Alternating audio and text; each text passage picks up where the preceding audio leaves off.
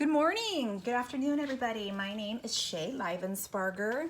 I am so excited today to be sharing with you some of my pouring techniques. Today what I'm going to be sharing with you is how I go about getting my acrylic pours on paper. I do acrylic pours on all types of things. Paper is a really fun thing to do. The way that I achieve this is when I do an acrylic pour on something, I always have my paper down. And this is an example. This morning I did a pour on a piece of wood, and this was the remnants of my drippage as it poured over my wood onto my workspace. So rather than having all this leftover paint go to waste, what I will do a lot of times, all the time, is I will take various types of paper and I will dip my paper into my spillage, is what I call it. These are all craft paints that I use, which is fantastic. So I just wanted to show you a couple of different types of paper that I use. Let's see, this is just photo paper, HP photo paper. You can use any kind, glossy, matte, whatever you've got or whatever you'd like to get.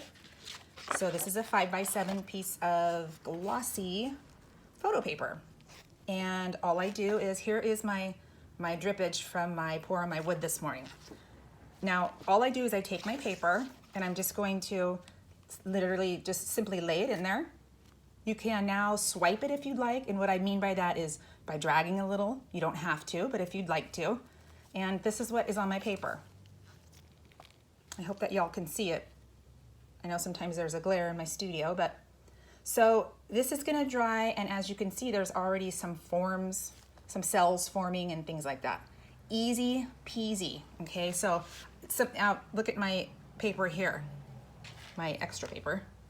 This is a piece of acrylic paper for painting, okay? And it comes, you can get it in all sorts of brands. This is one that's just up the street from my studio. I like to grab it, use my coupon, get it for really expensive. It's acrylic linen paper, kind of stiff like a postcard would be.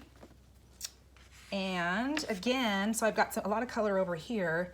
This time I won't swipe it, okay? I've got my paper and I'm just gonna lay it in there, sort of gently press it on my leftover paint and pick it back up. Look at this. Now, as this is drying, it's gonna change a little. There'll be some air bubbles that pop and come along. If you like it this way, fantastic. You can leave the white paper coming through, and when it dries, you can go back with Sharpies, you can go back with paint pens, maybe do some things between the white. If you want the paper all covered up, then you could simply just lay it in a section of your paint. Now I've got more of it covered up.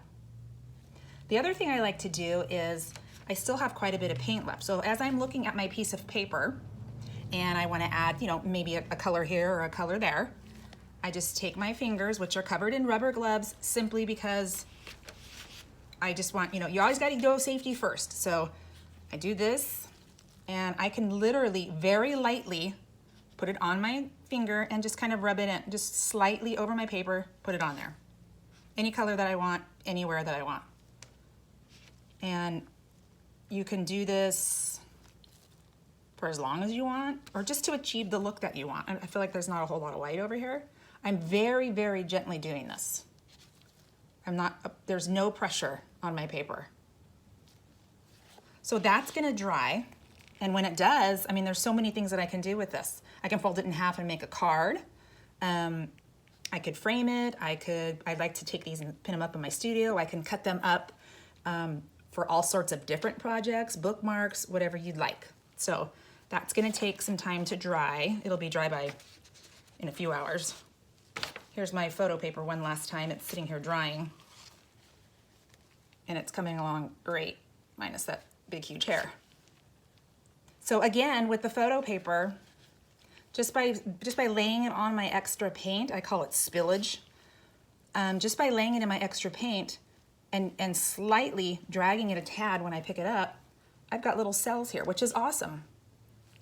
And again, on the photo paper, if I'm looking at it and I decide I want something different, or I want to add one of these colors somewhere, I could do the same technique that I had just done on my other paper. But I personally kind of like it like this. I think it looks like it's got a flow going this way, and I can work with that. So as I had mentioned, you could do cards. This is a piece of cardstock, you guys, that I get because I'm a total snail mail person. This is just cardstock that I get, and it comes flat like this from the store, the craft store. You just fold it in half. And since I've got all this extra, I mean, why not use it on every possible thing that I can, right? So with this, I'm just gonna go ahead and lay it in my paint here. Softly, I'm doing very little pressure, just softly putting it in there. And I get this. How pretty. Now, if I want more colors, because I was over on that side of the paper and I do have spillage everywhere, I just left some of my paint out to show y'all that this is just craft paint. Maybe I'll do a little bit over here. Now, this card, it's cardstock, simple cardstock. So it's gonna be a little flimsy as it's drying, and that's okay. When it dries completely, it'll be nice and stiff, and I can use it, I just fold it in half, let it dry. You can doodle on it, you can leave it simple like this. You can add things to it if you'd like. It's beautiful. So these are just some techniques that I do with paper. I'm fairly sure you can use any type of paper. Another project that I'm working on is I am actually making something with my leftover spillage like this.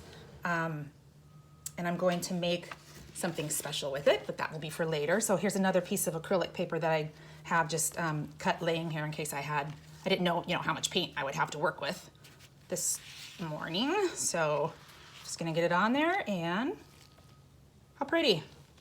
So I just wanted to share that with you guys. Oh, darn, that hair's back. It's super easy, and if you're doing a pour and you've got leftover stuff, why let it go to waste? Use it on something, be creative. That's what art is all about, right? So here's another exciting thing. Next week, I'm gonna be sharing with you how I achieve my pours, okay? I'm gonna be doing it on wood and canvas. I will literally show you what my formula is and how exactly I go about doing my pours to achieve different looks. Okay, so hopefully you will be hearing from me next week. And thank you so much for watching. I hope this gives you some fantastic ideas of things that you can do on paper with acrylic pours. And have a fantastic week, everybody. Bye now.